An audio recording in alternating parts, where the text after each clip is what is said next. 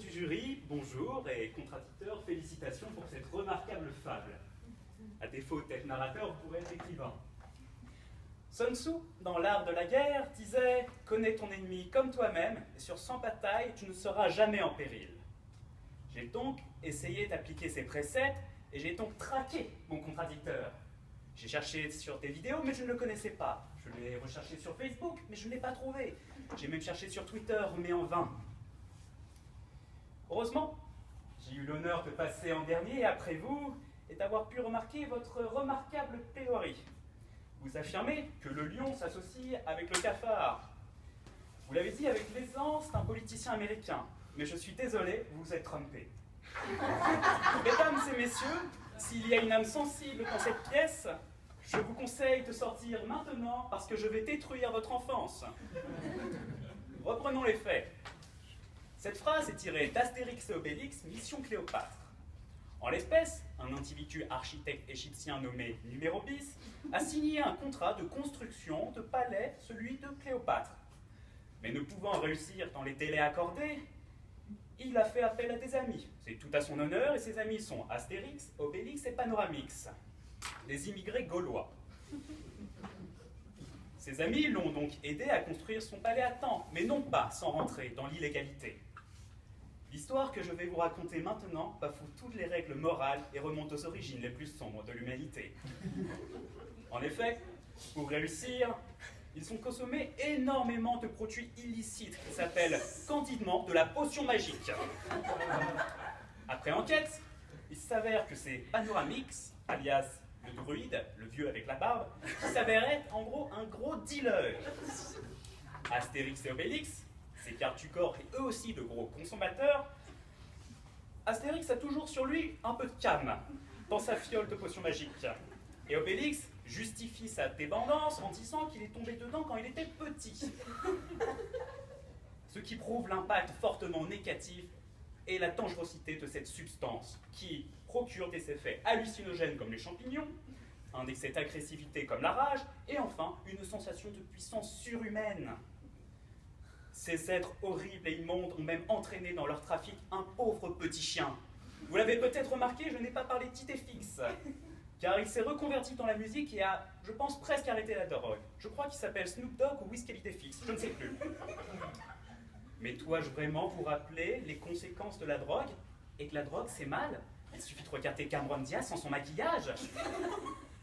Mais reprenons mon affaire, avec votre client et le mien. Je défends un mon beau-fils. Il est venu discuter un jour amicalement avec son collègue de cette traîtrise. Mais celui-ci, au lieu d'arrêter, a essayé de l'entraîner du côté obscur en lui demandant de s'associer.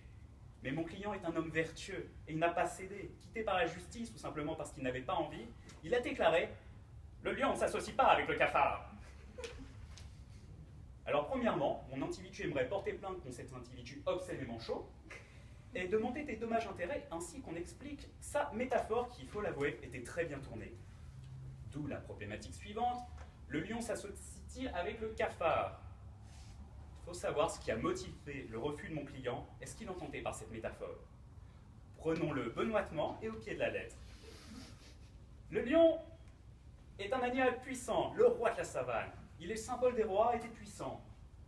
Le cafard, c'est le symbole de la vermine, du dégoût, de la maladie. C'est un insecte qui se regroupe grâce à l'odeur de leurs excréments. Vous avez parlé de dysenterie tout à l'heure, je crois.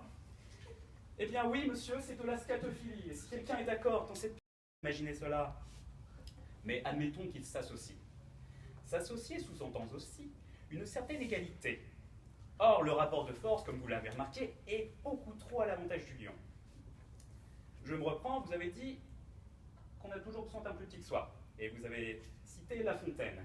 La Fontaine qui est la fable du lion et du rat. L'histoire raconte la relation entre un lion et un rat.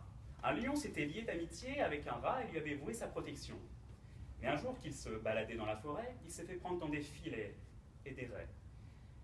Heureusement, son ami le rat qui passait par là lui a mangé les raies, et lui a donc pu libérer son ami. Un cafard aurait-il pu faire ça? Non, parce que c'est totalement stupide comme insecte et que c'est mué par des instincts primaires. D'ailleurs, autre exemple de discrimination, Dans le calendrier chinois ou les signes du zodiaque, on ne parle pas de cafard tout simplement parce que c'est nul. C'est nul d'être un cafard. Quand on voit un lion, on est impressionné, on a peur. Quand on voit un cafard, on est juste dégoûté, on a envie de le jeter. Mais prenons l'extrait où est tiré notre sujet.